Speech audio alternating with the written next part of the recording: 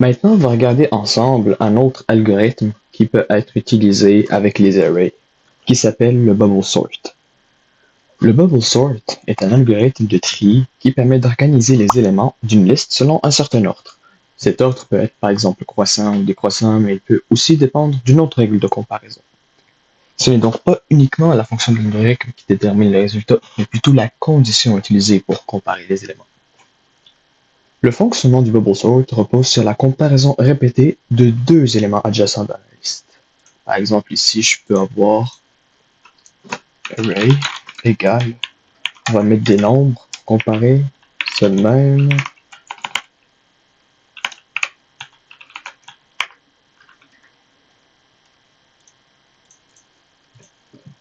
Ça de même. Donc, le bubble sort, ce qu'il va faire, en fait, c'est qu'il va démarrer au début du array, prendre ça, et les comparer selon la condition. Par exemple, là, pour vous expliquer, là, on va dire qu'on veut avoir une liste en ordre croissant. Donc, du plus petit jusqu'au plus grand valeur. Il va essayer de comparer ces deux résultats, puis il va essayer de toujours pousser le nombre le plus grand vers la fin de la liste. Par exemple, ici, il va faire 30. 3 de 9. 3 de 9 est plus grand que 30, donc c'est correct. Là, il va passer 3 de 9, 34. Le 30 de 9, il est plus grand que 34. Donc, les deux vont échanger de place. Ici, on va voir 3, 4. Ici, 3 de 9. Même affaire ici avec le 5. Donc, ça va être 5, 3 de 9. Puis encore une fois avec le 0. 0 avec le 3 de 9. Donc, c'est ça. Le nom bubble sort, c'est qu'en fait, il va prendre la valeur, puis la bubble vers la fin de la liste. Donc, on peut refaire la même affaire ici. Là, 30, 34, c'est beau. 34 est plus grand que 30. 5 est plus petit que 34. Donc, on la met ici. Puis ici, ça va prendre la place de 34. Nous, on va faire pour le 0. Donc, ça va être 0, 34. Voilà. Là, 35. Même affaire. 5, 30. Puis là, 0, 30. Puis encore une fois, avec le 0. Puis voilà. C'est de même que l'algorithme fonctionne pour créer, par exemple, une liste avec un ordre croissant. 0, 5, 30, 34 et 3 de 9. Il va toujours comparer deux éléments, voir si la correspondance, elle fonctionne. Puis là, il va pousser l'élément vers la fin, dépendamment si on veut, par exemple, un ordre croissant ou décroissant. Si ça aurait été décroissant, par exemple, il aurait pris le nombre le plus petit et il l'aurait poussé vers la fin. Donc, c'est ça. Selon la règle choisie, si les deux éléments ne respectent pas l'ordre désiré, ils sont échangés d'ordre. Ainsi, l'algorithme répète ces comparaisons tout au long de la liste. À chaque passage, certains éléments se déplacent progressivement vers leur position correcte dans la liste. Et ce processus est répété jusqu'à ce que la liste soit entièrement organisée selon la règle de comparaison choisie. On va essayer de le créer par nous-mêmes, l'algorithme. Donc ici, je peux avoir... Ouais, en fait, on va voir d'autres nombres. Par exemple, je vais avoir ça en ordre vraiment pas rapport. Voilà, puis mettre le dernier ici. Donc, on s'entend bien qu'on veut faire le loop pour chaque élément qui va se trouver dans la liste. On veut toutes les comparer ce qui se trouve à l'intérieur. Donc ici, on peut mettre une variable x égale length du array. Donc ici, ça va nous donner techniquement 1, 2, 3, 4, 5, 6, 7, 8, 9, 10, 11. 11. X va être égal à 11 dans notre cas ici. Puis on veut faire le loop pour chaque élément qui va se trouver dans notre liste. Donc, for I in range X. Et là, à la place de la laisser X de même, on va faire moi 1. Je vais vous expliquer pourquoi. Parce que la loop, en fait, il va la faire continuellement. Mais à la fin, si ça aurait été X à la place, il va encore faire un check alors que tous les éléments sont déjà désormais organisés. Ça sert littéralement à rien de rechecker, même si les éléments sont organisés à la fin. Donc, c'est pour ça qu'on vient moins 1. Je vais vous montrer après là, à quoi ça correspond là, visuellement là, avec notre terminal en bas. Donc, for I range x moins 1, on veut faire un autre loop. Donc ici, c'est un nested loop. Là, c'est un nested loop. C'est un loop à l'intérieur d'une loop. Donc, ouais, donc for I range, mais ici, à la place, ça va être x moins 1. Donc, le même nombre qu'ici. Et cette fois, on va faire aussi moins i. Pourquoi? Parce que si on n'aurait pas fait ça, on va prendre un array plus simple, là. A égale, par exemple, 5, 7, 0, 6, 7. OK. Là, ce qu'il va faire, il va pousser le plus grand nombre à la fin, right? Si on n'avait pas le i, il aurait poussé le 6, comme d'habitude ici, donc il va pousser 6, 0 va être ici, puis on a ici 6, puis l'algorithme va encore comparer le 6 et le 7. Mais on s'entend bien que ça sert vraiment à rien, parce qu'il a déjà poussé le plus grand nombre à la fin. On va faire ici. Les 0, ils changent d'ordre à 5, puis là, il va comparer avec 5 et 6, puis il va comparer avec 6 et 7. Mais ça sert vraiment à rien, parce qu'ils sont déjà à leur place correcte. Donc, c'est pour ça qu'on enlève le moins ici. Donc, la loupe ici, le plus qu'on avance, le plus qu'elle va devenir moins exigeante puis moins petite. Elle va genre loop tout ça, une fois le grand nombre à la fin. Il va faire ça, et ainsi de suite. La loupe va rapetisser de petit à petit. Donc, là, on va faire la logique. If array, puis on prend le j va être notre index, quand on parle ici, est plus grand que j plus 1. Si le j, donc 0, est plus grand que 0 plus 1, que le nombre qui se trouve après. Donc, il va toujours comparer ceux qui sont adjacents. Ben, si c'est le cas, on veut changer le déplacement des deux. C'est ça. Donc, array.j va être égal à array j plus 1. Donc, lui, par exemple, s'il aurait été grand, même si c'est le cas là, array j, il va devenir j plus 1. Donc, il va prendre la place ici, 3, 0, 9, 1. Puis le array j plus 1, le 341, il va prendre la place du j. Donc, il va être ici, 340. Et ainsi de suite. Et voilà, c'est à peu près l'algorithme. Puis à la fin, on peut faire genre print array pour vous montrer. Donc, si on fait play, c'est ça. On est supposé avoir une liste avec un ordre croissant. C'est facile de faire l'inverse. En fait, on peut juste faire ça. Ça va nous donner une liste avec un ordre décroissant. Donc, pour mieux visualiser les affaires, on va utiliser des print statements. C'est pour ça que c'est vraiment important, là, puis c'est un très bon outil. Puis on va aussi utiliser un module time. Parce qu'on va faire des pauses, là, parce que sinon, ça va tout bourrer le terminal en va, sans avoir le temps de processer ce qui se passe. Donc, le i ici. Si on fait print i, pour voir à quoi ça correspond, on va faire aussi time.sleep.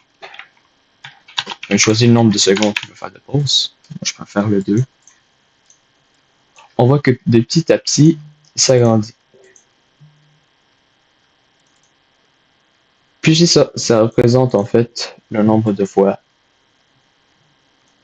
qu'il aurait passé dans le array. Mais nous, justement, on veut qu'il passe. Ça va dépendre du nombre ici, là. 11, 1, 2, 3, 4, 5, 6, 7, 8, 9, 10, 11. 11 moins 1. C'est ça. 11 moins 1, ça donne 10. Puis là, si on inclut le 0, c'est supposé faire 10. Donc, c'est ça, ça a passé 10 fois. Puis vous voyez qu'à chaque fois, le nombre, il augmente. C'est pour ça que ici, la loupe qui est ici, elle diminue. Donc, au début, il est à 0. Donc, ça va être x moins 1, 10. Il va passer 10 fois. 10 éléments ici, incluant le 0, parce qu'on parle de index ici.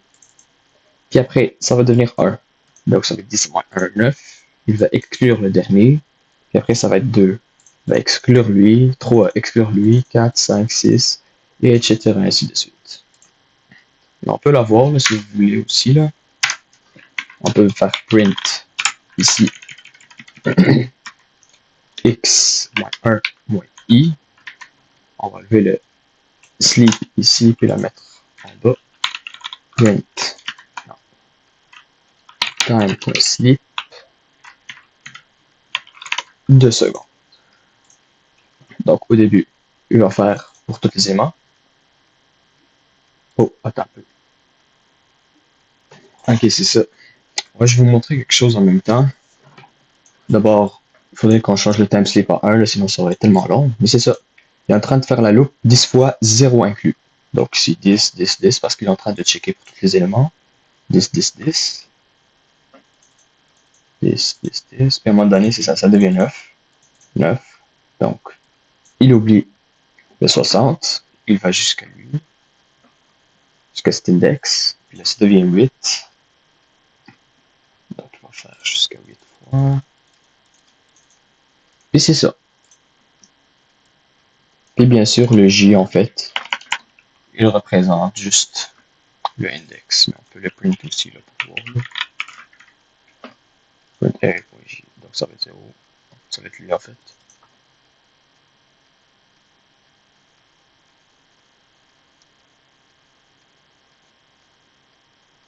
Puis après, il devient lui, parce que lui, il a été bougé.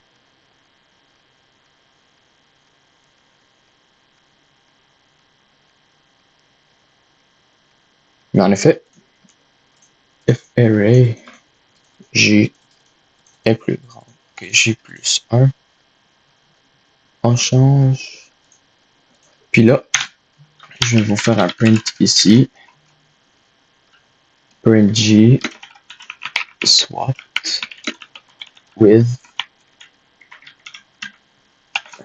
array.j plus 1. On va vous montrer c'est quoi qui se passe. Ouais, puis si on essaie de play ensemble, c'est ça, 340 swap. En fait, non, pour que ce soit plus clean, on va vérifier.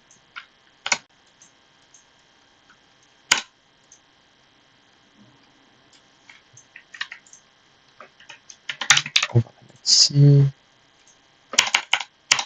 Pour que ce soit clean. Ouais, c'est ça, le texte, il faut mieux le mettre avant que le changement de place se passe. Sinon, bien sûr, ça va être inversé. Puis là, si on fait play, on va bien qu'il va toujours avoir le plus grand nombre qui va être swappé avec le plus petit nombre. Donc ici, on va suivre 3091. Puis là, techniquement, si il va jusqu'à 53 000, il est supposé avoir aucun swap. Puis c'est lui qui va être swappé avec 60. Puis la loupe, elle revient au début avec 340. Fait la même affaire, swapper jusqu'à ce qu'elle trouve un nombre plus grand. Techniquement, ça va être ça, 340. Va devenir 340 qui va être placé à côté de 53 000. Même affaire, 230, etc. Vous voyez à peu près l'idée. Tout ça pour nous amener justement à la liste qui est d'un autre croissant.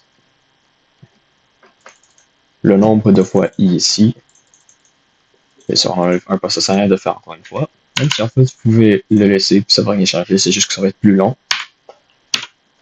En termes de time complexity qu'on va voir après en passant.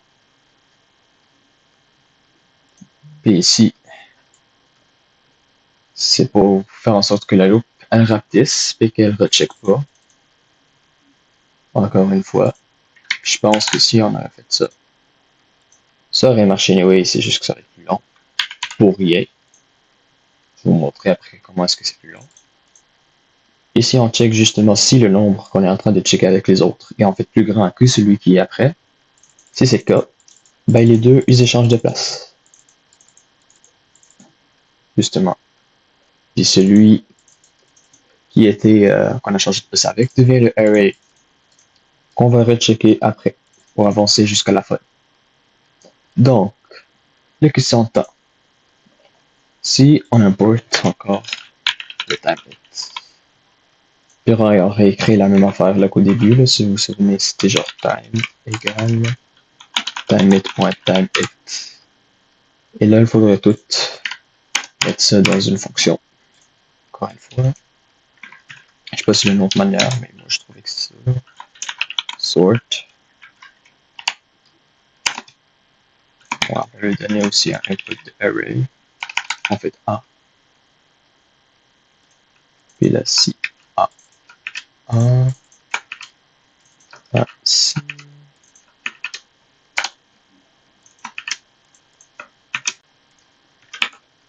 On met tout ça de même. Parfait. Puis là, on peut la mettre ici. Sort A. Non. Ouais, sort A. Puis ici. Puis numbers, ça va être encore mieux. Ici. Oh. Ici, c'est pas la même affaire. On va checker avec le temps. Ouais, puis on appelle la fonction sort. Mais à la place de A, ça va être array. Là, on va enlever celle-là. Parfait. Donc, puis il faut aussi qu'on fasse print time. Ah, ouais, c'est vrai. Donc, on a écrit ici, array. Et on peut voir le temps ici. On va enlever ce texte ici, là, parce que c'est bourré. Voilà. Si on avait fait le -1, ça va pas être un gros changement parce qu'on travaille avec des données qui sont petites. Mais ça va être quand même un changement. Ouais. De -20, là, ça va être à peu près la moyenne. Rester là-bas. Genre 19, 20, 21, 20. Si on a fait le -1. Ça fait plus dans les 18 et 19. On va enlever ça. Puis si on a enlevé ça, on va voir que ça va augmenter vraiment plus. Donc 0,0, 34, 29, 27. Parce que c'est ça, ils continuent de rechecker ceux qui sont déjà à leur bonne place pour littéralement rien. En programmation, on essaie la plupart des fois d'optimiser parce qu'on travaille avec vraiment de larges quantités de données. Puis que ça prend vraiment beaucoup de temps et de ressources. C'est pour ça que juste faire moins ici nous optimise quand même vraiment beaucoup de temps. Il faudrait que je check aussi c'est quoi l'unité de temps qui est ici, là. Ça peut être des millisecondes, je sais pas combien. Ouais, puis c'est à peu près ça. Pour le fun, justement, on va essayer encore import random.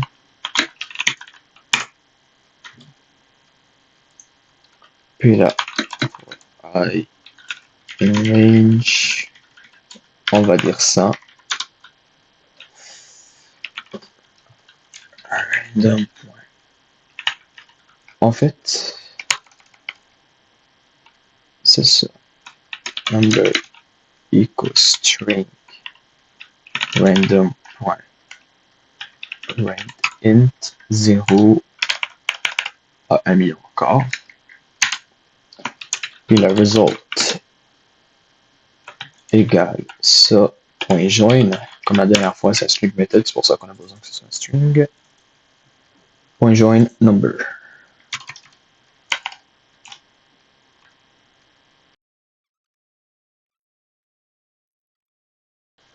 Ouais, là ça marche.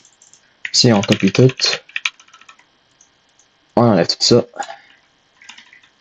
On le remet dans le array de base.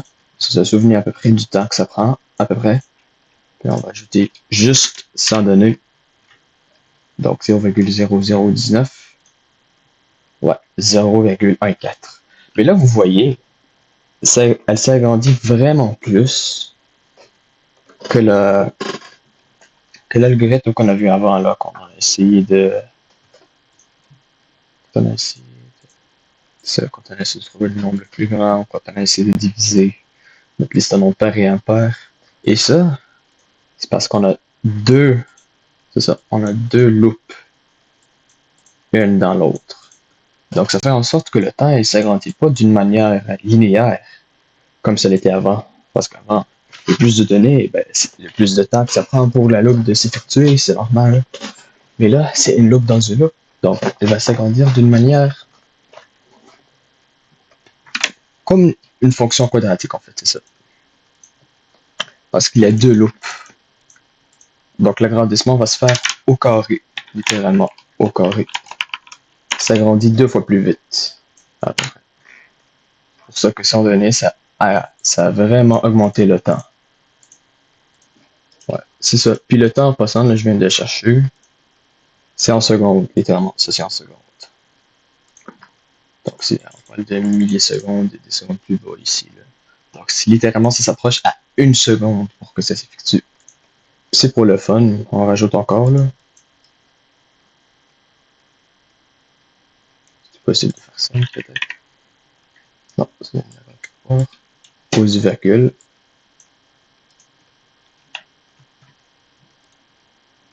On voit bien qu'on s'approche à 1 seconde facilement, là.